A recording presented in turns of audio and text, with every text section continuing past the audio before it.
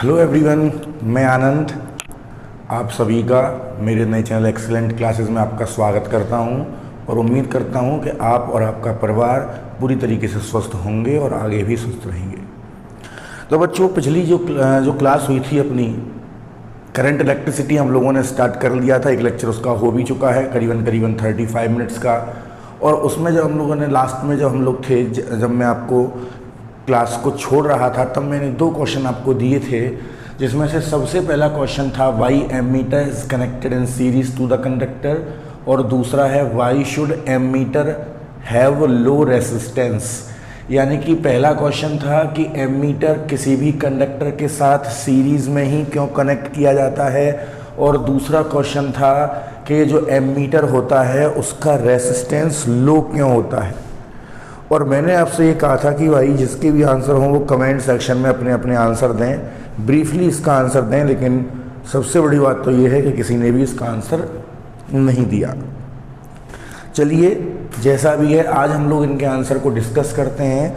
तो ज़रा ध्यान से समझिएगा, क्योंकि ये सबसे बड़ा कन्फ्यूजन होता है सभी बच्चों के लिए। क्योंकि पूछा जाता है प्रैक्टिकल में, पूछा जाता है एग्ज़ाम्स में कि सीरीज़ में कनेक्ट किया जाता है, और दूसरा कि इसका रेसिस्टेंस लो क्यों होता है। तो ज़रा ध्यान से समझिएगा। सबसे पहले क्वेश्चन का हम लोग आंसर देते हैं। आप लोग राइट खुद कीजिएगा, अपनी लैंग्वेज में खुद लिखिएगा। मैं आपको इसका आंसर मैं आपको एक्सप्लेन कर रहा हूँ, और सबसे पहले मैं आंसर कर रहा हूँ आंसर नंबर 1। आराम से समझ में आएगा, ध्यान से समझिएगा।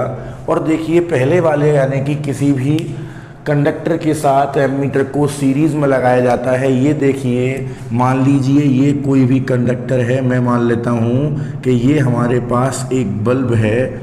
इस बल्ब के अंदर हमें इलेक्ट्रिक करंट को मेज़र करना है। तो हम क्या करेंगे, हम इसमें एमीटर को लगाएंगे सीरीज़ में। ये हम एमीटर को लगाते हैं सीरीज़ में। ऐसा क्यों होता है वो हमें जानना है कि ऐसा क्यों होता है, सीरीज़ में ही क्यों लगाया जाता है। तो बच्चों, इस बात को जानने के लिए क्लास 10th के कुछ एक चीज़ें तुम्हें याद रखनी पड़ेंगी। क्लास 10th में जब हम लोग इलेक्ट्रिसिटी पढ़ रहे थे तो हम लोगों ने पढ़ा था कि सीरीज़ में जितने भी रेसिस्टेंसेस या फिर सीरीज़ में जितने भी डिवाइसेस आपस में सीरीज़ में कनेक्टेड होते हैं, उन सब के अंदर करंट की वैल्यू क्या होती है बेटा, सेम होती है। इसका मतलब यानी कि अगर यहाँ पे एमीटर लगा हुआ है, तो देखो एमीटर के अंदर मैं मान लेता हूँ, फिर से एक और सर्किट बना लेता हूँ छोटा सा। ये बल्ब है हमारे पास, और ये हमारे पास क्या है बेटा, ये हमारे पास एक एमीटर है। ये इसकी निडल है, जो कि अभी कहाँ पर है बच्चा, 0 पर है। कहाँ पर है, 0 पर। मैंने क्या किया, मैंने इसको बैटरी से किया कनेक्ट। ये हमारी लगी हुई है स्विच। मैंने बैटरी से कनेक्ट करने के बाद में स्विच को कर दिया बेटा ऑन, और जैसे ही मैंने स्विच को ऑन किया, इस सर्किट के अंदर करंट फ्लो होने लगेगा। और मैं मान लेता हूँ कि इसके अंदर करंट होगा आई, या फिर कुछ भी वैल्यू इसके अंदर करंट होगी। अब ये हमें करंट की वैल्यू बताएगा कौन, तो ये हमें करंट की वैल्यू बताएगा कौन, हमारा एमीटर। देखो कैसे बताएगा। हमें इतना तो पता है कि दोनों सीरीज़ में कनेक्टेड हैं, और दोनों अगर सीरीज़ में कनेक्ट हैं तो दोनों के अंदर करंट की वैल्यू सेम रहेगी। मान लो कि हमारे एमीटर की निडल ने डिफ्लेक्शन दिखाया। क्यों डिफ्लेक्शन दिखाया, अरे भाई एमीटर है, करंट चालू करोगे तो उसकी निडल तो डिफ्लेक्शन दिखाएगी। तो निडल ने डिफ्लेक्शन दिखाया, और निडल डिफ्लेक्ट होके यहाँ पर आ गई रेड कलर वाले एरिया पे। और यहाँ पे रीडिंग कितनी है बच्चा, तो यहाँ पे रीडिंग है 5। ऊपर कितनी थी, ऊपर थी 0। यहाँ पर कितनी है, यहाँ पर है 5। तो जब बैटरी कनेक्टेड नहीं थी, जब स्विच ऑन नहीं था, तब इसकी रीडिंग थी 0। लेकिन जैसे हम लोगों ने स्विच को ऑन किया, करंट चालू किया, इसकी रीडिंग हो गई 5। यानी कि 5 माइक्रो एम्पियर हो सकती है, मिली एम्पियर हो सकती है, एम्पियर हो सकती है, जैसा हमारा मीटर हो वैसा। तो हमारे एमीटर ने बताया कि भैया मेरे अंदर से, मेरे मतलब मेरे अंदर से नहीं बच्चों, मेरे अंदर से का मतलब है एमीटर के अंदर से। तो एमीटर ने ये बताया कि मेरे अंदर से 5 एम्पियर फ्लो हो रहा है। उसने कंडक्टर का नहीं बताया है, उसने तो अपने अंदर से बताया है कि मेरे अंदर से 5 हो रहा है। लेकिन फिजिक्स क्या कहती है? फिजिक्स कहती है कि जितना एमीटर में से होगा उतना ही बल्ब में से भी होगा करंट पास। क्यों भाई? क्योंकि फिजिक्स कहती है जब दोनों सीरीज में होते हैं तो करंट की वैल्यू सेम रहती है।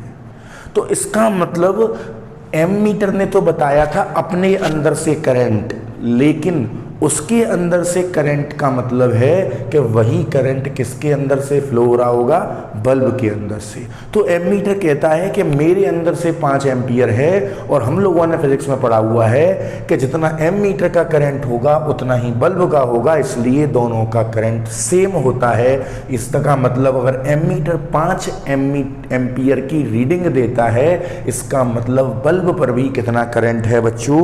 तो बल्ब पर भी 5 एम्पियर करंट फ्लो हो रहा है। तो ये तो हो गया रीजन के क्यों हम लोग कंडक्टर के साथ एमीटर को सीरीज में कनेक्ट करते हैं, क्योंकि सीरीज में कंडक्टर और एमीटर दोनों के अंदर से करंट बराबर पास होता है।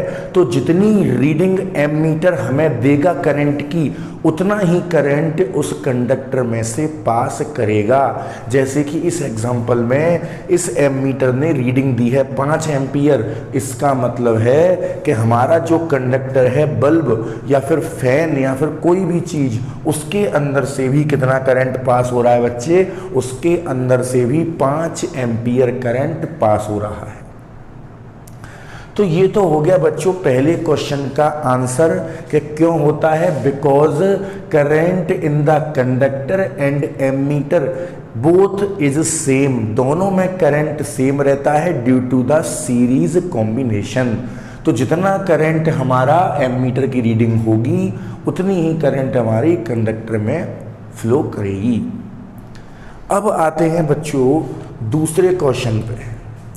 दूसरे क्वेश्चन के आंसर पे आते हैं हम लोग। और बेटा दूसरा क्वेश्चन था आंसर नंबर 2। दूसरा क्वेश्चन ऊपर लिखा हुआ है, इसके आंसर नंबर 2 की बात करते हैं। और क्वेश्चन क्या है बेटा? Why should ammeter have low resistance, कि एमीटर का रेसिस्टेंस लो ही क्यों रखा जाता है।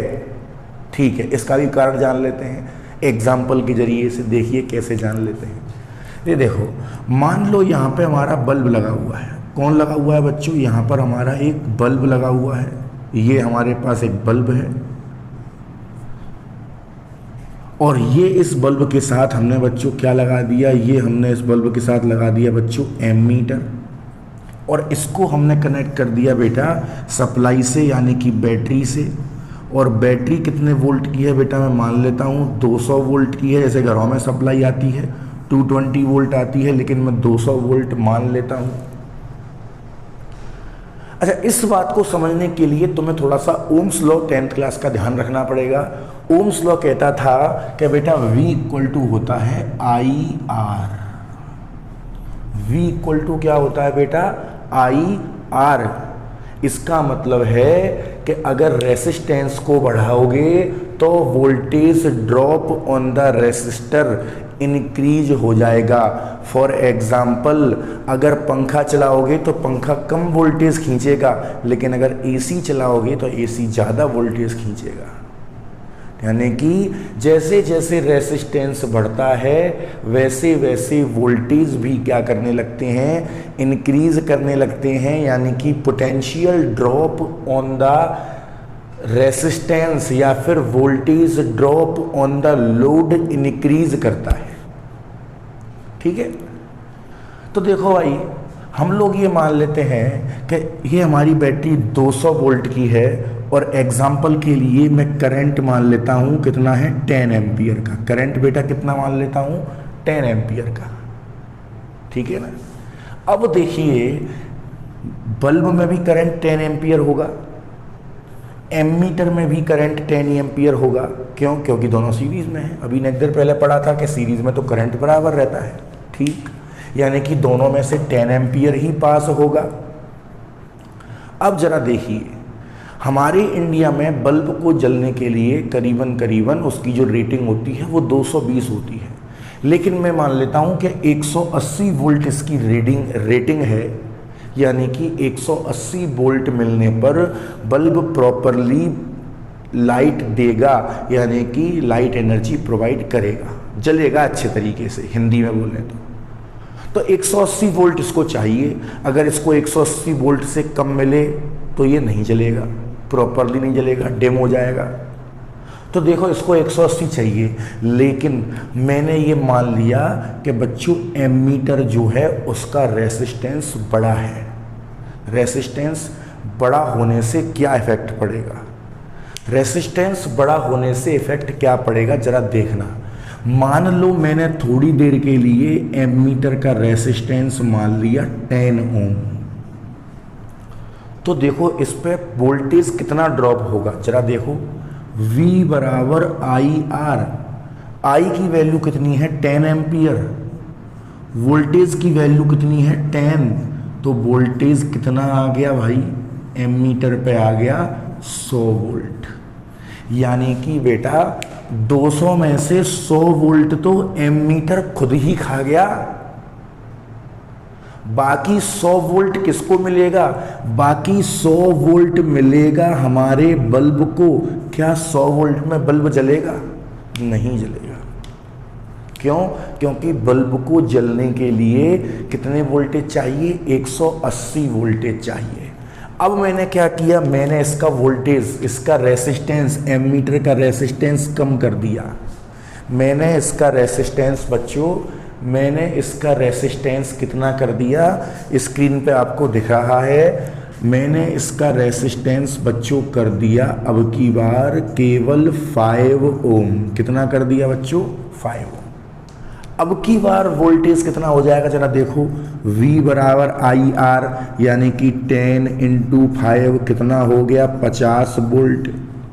50 वोल्ट तो एमीटर खुद ही खा गया, तो 200 में से 50 एमीटर खा गया, कितना बचा? 150, यानी कि 150। 150 वोल्ट किसको मिलेगा? हमारे कंडक्टर को, यानी कि बल्ब को। क्या ये जलेगा प्रॉपरली? नहीं जलेगा, क्योंकि प्रॉपरली इसको कितना चाहिए? कम से कम 180 वोल्ट चाहिए। अब मैंने फिर से क्या किया, एमीटर के रेसिस्टेंस को और कम किया। ये देखते हैं और कम करते हैं, देखिए ब्लू पेन से। इसके रेसिस्टेंस को अब की बार मैंने कर दिया 1 ओम। बेटा कितना कर दिया? 1 ओम।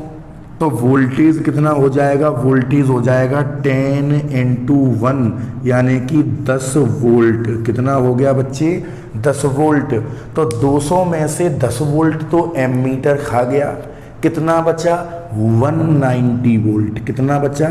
190 वोल्ट। अब की बार बल्ब जलेगा? बिल्कुल जलेगा, क्योंकि उसको 180 से ज़्यादा मिल रहा है और कम से कम 180 चाहिए था। अब जलेगा प्रॉपरली। इसका मतलब है कि अगर एमीटर का रेसिस्टेंस ज़्यादा रखेंगे तो वो बैटरी के ज़्यादा वोल्टेज को तो खुद ही खा जाएगा, यानी कि maximum portion of the potential of the battery will be dropped on the ammeter. If, दोबारा सुन लेना, इसका आंसर क्या है? If emitter will have high resistance, then according to the Ohm's law, V equal to IR, the maximum portion of the potential of the battery will be dropped on the emitter itself, and conductor, either it can be bulb or fan or AC or fridge, will require very proper voltage to be operated, which can be either 180 voltage। लेकिन अगर ज़्यादा voltage ammeter खा गया तो fridge को, अपने पंखे को, अपनी एसी को वोल्टेज कम मिलेंगे और कम वोल्टेज मिलने के कारण वो प्रॉपरली रन नहीं हो पाएंगे। इसीलिए एमीटर का रेसिस्टेंस लो रखा जाता है ताकि एमीटर के ऊपर जो पोटेंशियल ड्रॉप हो वो कम हो और मैक्सिमम पोटेंशियल हमारे कंडक्टर पर ड्रॉप हो सके। तो फिर से सुन लेना, क्यों इसका पोटेंशियल, क्यों इसका रेसिस्टेंस कम होता है। The resistance of the ammeter is very low to drop very minimum voltage on the ammeter itself, due to which the maximum amount of potential difference या फिर maximum amount of voltage are dropped on the conductor. If this will not happen, अगर ऐसा ना हुआ तो then the conductor will not be operated properly, पंखा बढ़िया से नहीं चलेगा, हवा नहीं देगा।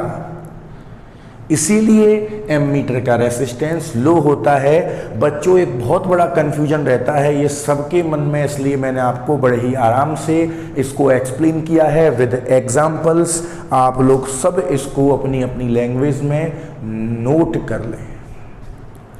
और बेटा अब हम लोग चलते हैं अपने आगे के टॉपिक की तरफ। इसको जरा ध्यान से लिख लीजिएगा, नोट कर लीजिएगा विद द एग्जाम्पल्स।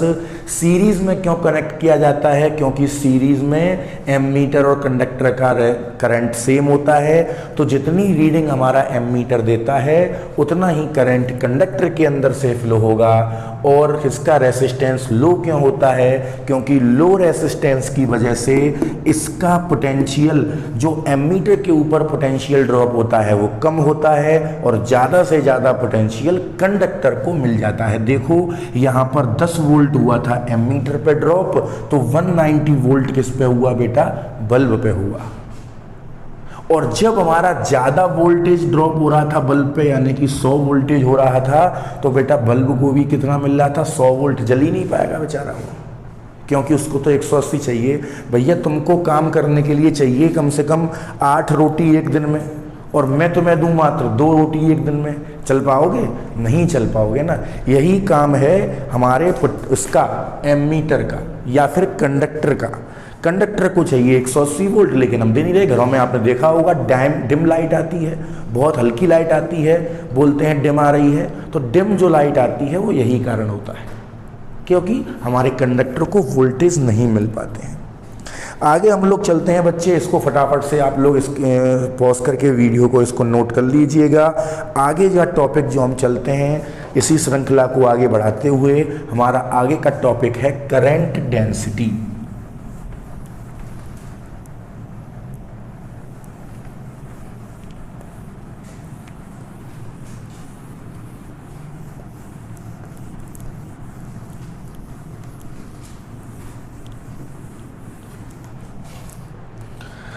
हमारा आगे का टॉपिक है बच्चों करंट डेंसिटी।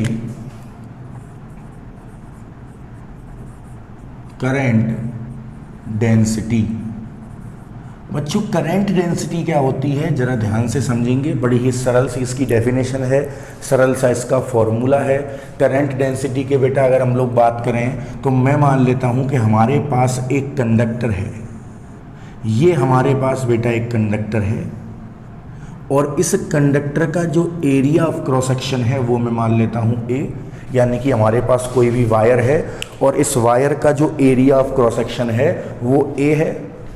और मैं मान लेता हूँ कि इसके अंदर से, यानी कि इस कंडक्टर के अंदर से कुछ करंट पास हो रहा है, और बेटा उस करंट की वैल्यू कितनी है, I है। इस कंडक्टर के अंदर से करंट फ्लो हो रहा है और इसकी वैल्यू कितनी है बेटा, तो इसकी वैल्यू है I। अब हमें निकालनी है करंट डेंसिटी। तो करंट डेंसिटी क्या होती है बेटा, करंट डेंसिटी होती है current flowing through the conductor per unit cross section area. Current flowing through the conductor per unit cross section area, यानी कि यूनिट क्रॉस सेक्शन से कितना करंट पास होता है, और यही हमारी क्या कहलाती है, करंट डेंसिटी कहलाती है। तो बच्चों करंट डेंसिटी क्या होती है मैं बोल देता हूँ। इट इज डिफाइंड एज, मैं यहाँ पर लिख देता हूँ, it is defined as current flowing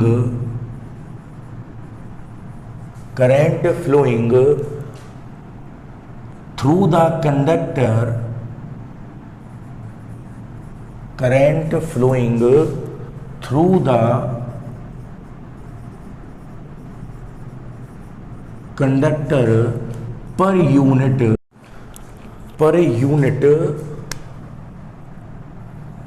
cross sectional area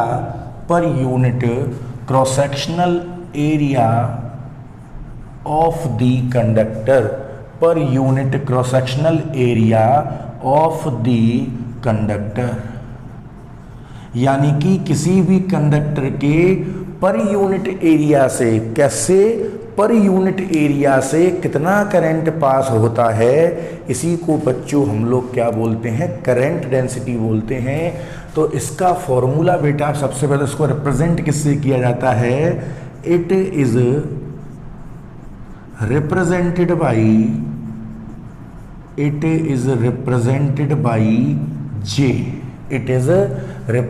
by जे।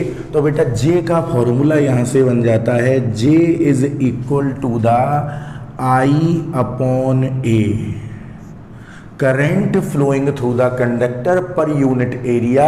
यानी कि करंट में अगर हम एरिया का डिवाइड कर देंगे तो हमें क्या मिल जाएगी, हमें मिल जाएगी बेटा करंट डेंसिटी। ये हमें मिल गई करंट डेंसिटी, जे का फॉर्मूला आई अपॉन ए।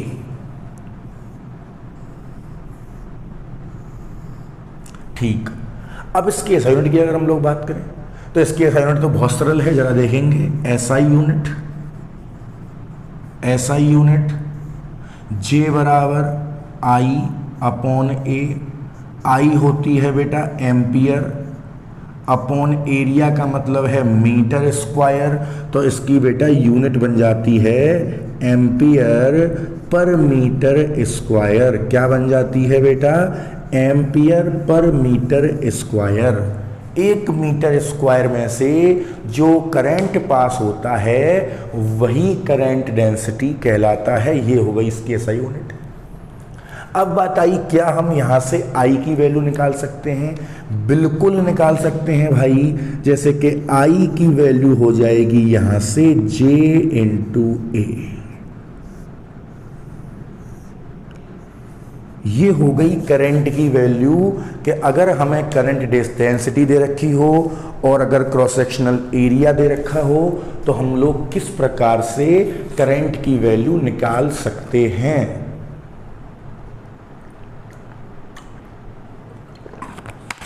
अब बात आई कि ये जो फॉर्मूला आपके सामने लिखा हुआ है I इक्वल टू जे ए, ये कब काम करता है? तो बच्चों ये केवल तब काम करता है जब कंडक्टर का एरिया हर जगह पे कांस्टेंट हो। हर जगह का मतलब यहाँ पर एरिया सेम हो, यहाँ पर, यानी कि यूनिफॉर्म क्रॉस सेक्शनल एरिया हो कंडक्टर का। कंडक्टर एक जैसा हो, ऐसा नहीं कहीं पे मोटा हो, कहीं पे पतला हो, कहीं पे बिल्कुल पतला हो गया, कहीं पे एकदम से मोटा हो गया, भैया बढ़ गए, खूब मोटे हो गए, गोल मटोल एकदम से। तो कंडक्टर ऐसा नहीं होना चाहिए। कंडक्टर का एरिया कांस्टेंट होना चाहिए। यानी कि ये जो फॉर्मूला बना है बच्चों, ये बना है for uniform cross section, for uniform cross section. तो ये फॉर्मूला है बच्चों यूनिफॉर्म क्रॉस सेक्शन के लिए। अब बात आई कि नॉन यूनिफॉर्म क्रॉस सेक्शन के लिए फिर क्या फॉर्मूला है, तो जरा देखेंगे भाई। नॉन यूनिफॉर्म के लिए मैंने मान लिया बेटा ये है अब की बार कंडक्टर, ये है कंडक्टर। देखते होंगे आप लोग यहाँ पे एरिया बहुत ज़्यादा कम हो रहा है, यहाँ पे बिल्कुल और कम हो गया, यहाँ पे फिर बढ़ गया, यहाँ पे और ज़्यादा हो गया है, फिर बिल्कुल कम हो गया है, फिर आगे बढ़ रहा है। यानी कि अब एरिया कांस्टेंट तो है नहीं, कभी बढ़ रहा है कभी घट रहा है, ये सब काम चल रहे हैं। इसका मतलब नॉन यूनिफॉर्म एरिया है। इसकी वजह से अगर हमें करंट डेंसिटी निकालनी, अगर करंट निकालना हो तो हम कैसे निकालेंगे? तो बेटा इसकी करंट डेंसिटी हमें दे रखी होगी। मैं मान लेता हूँ कि इसकी करंट डेंसिटी, पहले मैं जरा स्क्रीन चेक कर लेता हूँ कि कहाँ तक विजिबल है। बिल्कुल विजिबल होगा नीचे तक बोर्ड। तो मैं मान लेता हूँ इसकी let current density is J। इसकी करंट डेंसिटी बेटा क्या दे रखी है? J दे रखी है। तुमसे बोला गया करंट निकालो, तुम लोगों ने फॉर्मूला भी पढ़ रखा है कि J में हम A का मल्टीप्लाई कर देंगे और करंट निकल आएगा। लेकिन जरा देखो कौन से एरिया का मल्टीप्लाई करोगे बेटा, जरा बताओ। इस वाले एरिया का करोगे कि इसका करोगे कि इसका करोगे कि इसका करोगे? बेचारा सांप की तरह लहर रहा है ये तो, और कहीं पे अजगर है, कहीं पे बेचारा छोटा सा पतला सा सांप का बच्चा है। इसका मतलब कहीं से मोटा है, कहीं से पतला है, तो कहीं पे करंट आएगा ज़्यादा, कहीं पे आएगा करंट कम।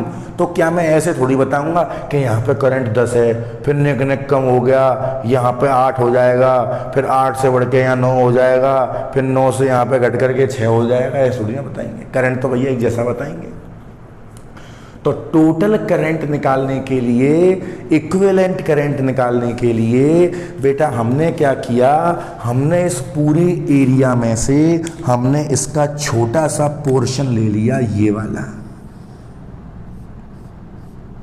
और इस पोर्शन का नाम बेटा हमने रख दिया ds। क्या नाम रख दिया? ds। ds का मतलब एक बहुत छोटा सा एरिया। और इस छोटे से एरिया में करंट कितना रहेगा बच्चों? तो कई बार मैंने बताया है जब एरिया छोटा है तो करंट भी छोटा ही रहेगा। तो करंट कितना रहेगा? DI। अब देखो क्या इस DI को निकाल सकते हैं? बिल्कुल निकाल सकते हैं। कैसे निकाल सकते हैं बेटा? DI बराबर J इंटू DS, क्योंकि बेटा करंट डेंसिटी तो कांस्टेंट रहेगी। चाहे तुम कहीं भी ले लो, यहाँ ले लो, यहाँ ले लो, यहाँ ले लो, यहाँ ले लो, करंट डेंसिटी बनाई ही इसलिए जाती है ताकि करंट को कांस्टेंट किया जा सके। अगर करंट डेंसिटी नहीं बनाएंगे तो करंट भी कांस्टेंट नहीं होगा। तो ये हमने ले ली भाई DI की वैल्यू। DI बराबर कितना आ गया? J into DS। बेटा वही फॉर्मूला लगाया है, देखिए यही फॉर्मूला लगाया है, करंट बराबर डेंसिटी इंटू एरिया। यहाँ पर भी वही लगाया है, current equal to density into area. अब हमें निकालना है टोटल। तो फॉर टोटल करंट, और टोटल करंट की अगर हम लोग बात करेंगे बेटा तो इसके लिए कर दिया जाएगा इंटीग्रेशन। तो ये बन जाएगा I बराबर integration of J dot DS। एक बार मैं जरा स्क्रीन में कंफर्म कर लेता हूँ कि विजिबल है या नहीं है। बिल्कुल विजिबल है बेटा। तो I बराबर फॉर्मूला बन गया J इंटू DS। क्या फॉर्मूला बन गया बेटा? J into DS। ये बन गया हमारे पास फॉर्मूला। ठीक है जी। और कोई समस्या यहाँ तक? तो ये हो गया हमारे करंट की value I, J into DS, यानी करंट इंटू एरिया का, स्मॉलर एरिया का इंटीग्रेशन। तो ये हो गया हमारे पास करंट डेंसिटी। अब हम लोग चलते हैं बेटा अपने नेक्स्ट टॉपिक की ओर। यहाँ तक आप लोग नोट कर लीजिएगा। अब हम चलते हैं अगले टॉपिक की ओर, और बेटा अगला जो टॉपिक है वो है बेटा चार्ज कैरियर। क्या है? Charge carrier. चार्ज को कैरी करने वाला, चार्ज को कैरी करने वाला ही क्या कहलाता है? चार्ज कैरियर कहलाता है। जैसे आप लोगों ने देखा होगा साइकिल के पीछे कैरियर होता है जिसको हम लोग बोलते हैं कैरियल। बच्चे क्या बोलते हैं? कैरियल। हमने कैरियल लगा लिया, लेकिन बेटा वो कैरियल नहीं होता, वो होता है कैरियर। यानी यानी कि सामान को ढोने वाला ही क्या कहलाता है, कैरियर। सामान को बाजार से सामान को कैरी करने वाला कैरियर कहलाता है। इसलिए चार्ज को कैरी करने वाला चार्ज कैरियर कहलाता है। तो बेटा अगला टॉपिक फटाफट से हेडिंग डाल दो, charge carrier. Charge carrier, charge को कैरी करने वाला ही चार्ज कैरियर कहलाता है। तो इसकी सिंपल सी definition, those particle which carry the charge to flow the electric current through the conductor are known as charge carrier. वो सारे चार्ज पार्टिकल जो कि कंडक्टर के अंदर फ्लो करते हैं, क्यों फ्लो करते हैं भाई, क्यों फ्लो करते हैं, इलेक्ट्रिक करंट को फ्लो कराने के लिए। तो यहाँ पे मैं लिख देता हूँ इसकी definition, those particles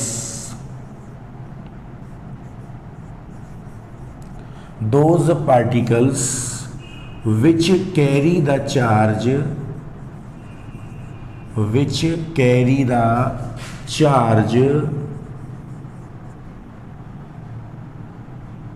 to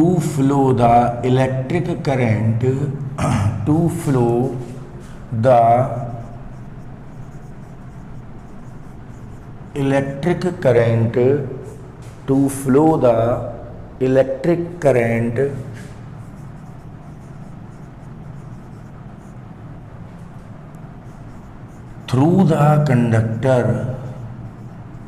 through the conductor are called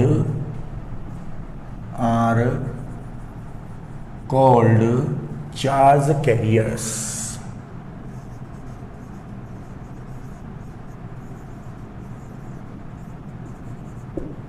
are called charge carriers। तो बेटा आप लोग समझ गए होंगे किसी भी कंडक्टर के अंदर करंट को फ्लो कराने के लिए कुछ पार्टिकल क्या करते हैं, कैरी करते हैं। किसको कैरी करते हैं, चार्ज को कैरी करते हैं। इन्हीं को हम लोग क्या बोलते हैं, चार्ज कैरियर कहलाते हैं। एग्जाम्पल के तौर पे कौन से मटेरियल में कौन से चार्ज कैरियर होते हैं वो मैं आपको लिखा देता हूँ, जरा देखिए। यहाँ पर मटेरियल और यहाँ पे कौन बेटा, चार्ज कैरियर। यानी कि कौन से मटेरियल में चार्ज कैरियर कौन से होते हैं। जैसे कि फॉर एग्जांपल हम लोग बात करते हैं सॉलिड में, सॉलिड का मतलब मेटल में बात करते हैं। और मेटल में कौन से चार्ज कैरियर होते हैं बेटा, मेटल में चार्ज कैरियर होते हैं इलेक्ट्रॉन्स। इलेक्ट्रॉन फ्लो करते हैं, सबको पता है, आपको भी पता होगी। दूसरा, अगर कोई लिक्विड है, लिक्विड का मतलब इलेक्ट्रोलाइट। इलेक्ट्रोलाइट यानी कि एक ऐसा लिक्विड जिसमें इलेक्ट्रिसिटी फ्लो होती है, उसको हम इलेक्ट्रोलाइट बोलते हैं। तो कोई भी इलेक्ट्रोलाइट है यानी कि लिक्विड है, तो लिक्विड में कौन होता है चार्ज कैरियर, तो बेटा आयंस होते हैं। अब बात आई गैस में कौन होता है, तो बेटा सबसे पहली बात तो गैस कैसी होती है, इंसुलेटर होती है, यानी कि कंडक्टर नहीं होती है। लेकिन जब बहुत ज़्यादा हाई टेम्परेचर कर दिया जाता है तो जो इलेक्ट्रॉन हैं वो किसकी भूमिका निभाते हैं, चार्ज कैरियर की। क्योंकि हाई टेम्परेचर पे इलेक्ट्रॉन अपनी ऑर्बिट से बाहर निकल कर आ जाते हैं। हाई टेम्परेचर से क्यों निकल कर आ जाते हैं, तो हाई टेम्परेचर की वजह से उनको हीट एनर्जी मिलती है और हीट एनर्जी गेन करके वो अपनी ऑर्बिट में से बाहर आते हैं और बाहर आकर के हो जाते हैं फ्री। और जैसे ही फ्री इलेक्ट्रॉन वो बनते हैं वो इलेक्ट्रिसिटी को कंडक्ट करने लगते हैं। तो सबसे पहला मटेरियल, यानी कि हमने पहला मटेरियल देखा बेटा मेटल। कौन सा, मेटल। मेटल का मतलब बेटा सॉलिड। कौन सा है ये, सॉलिड है। और सॉलिड के अंदर चार्ज कैरियर कौन से होते हैं, तो इसके अंदर होते हैं इलेक्ट्रॉन्स। दूसरा, मेटल की बजाय लिक्विड हो, यानी कि जिसको हम बोलेंगे इलेक्ट्रोलाइट। इलेक्ट्रोलाइट इसको लिक्विड की फॉर्म में है ये, और लिक्विड की फॉर्म में बेटा चार्ज कैरियर कौन होते हैं, आयंस होते हैं। कौन होते हैं बेटा? आयंस होते हैं। अब बात आई गैस की, तो गैस में कोई भी चार्ज कैरियर नहीं होता है, लेकिन हाई टेम्परेचर वो जो है, हाई टेम्परेचर इलेक्ट्रॉन क्या करते हैं, अपनी वैलेंस सेल में से बाहर आते हैं और फ्री बन जाते हैं। तो अगर हम बात करें गैस की तो at high temperature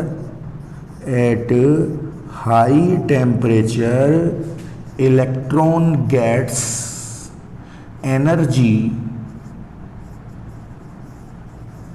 and leaves their orbit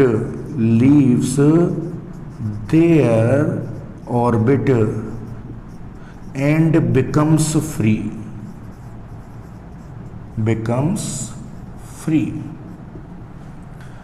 हो जाते हैं। तो बेटा ये है हमारे मटेरियल और उनके अंदर के चार्ज कैरियर।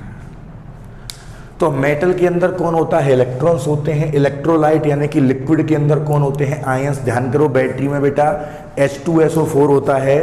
बैटरी में बेटा कौन होता है? H2SO4। तो इसके आयंस कौन कौन से होते हैं? तो बेटा इसके आयंस कौन कौन से होते हैं? इसके आयंस होते हैं बेटा 2H+ और SO4 2-। मान लो HCl है किसी में, तो इसके आयंस क्या होंगे? H+ और Cl-। तो ये आयंस हैं।